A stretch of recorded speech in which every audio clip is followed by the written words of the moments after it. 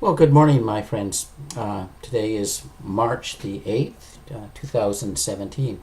I was reading on Facebook this morning a post from a Muslim propagandist, and he was delighting and bragging in the fact that he was a slave to Allah.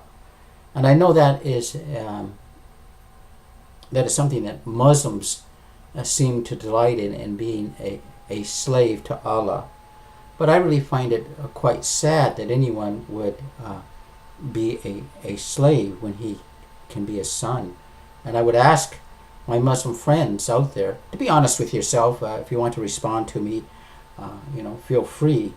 But I want you to really give it some thought before you answer, and be as honest with yourself as you can. Would you rather be a slave in your master's house or a son in your father's house? There's a vast difference between the two. And in Galatians chapter 4, the Apostle Paul has the following things to say to us about the difference between being a slave and being a son in the Father's house. And I want to just read these words to you, if you just give me a moment, beginning at verse 4.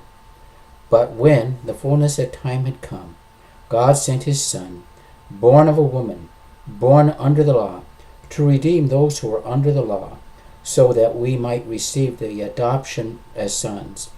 And because you are sons of God, or because you are sons, God has sent the Spirit of his Son into our hearts, crying, Abba, Father, so that you are no longer a slave, but a son.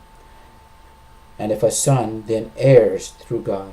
And so, at one time, all of us who were outside of Christ were slaves to sin, slaves to everything. We were not free, but in Christ we are free. We are sons. The relationship has changed. You are no longer a slave to Allah, but you are a son of the living God and an heir with Christ.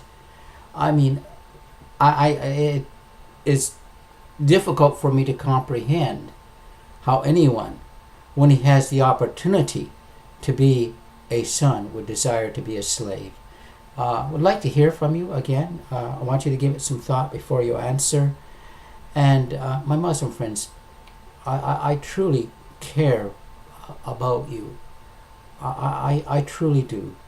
And I desire that you may come into a special relationship where you can claim God as your Father.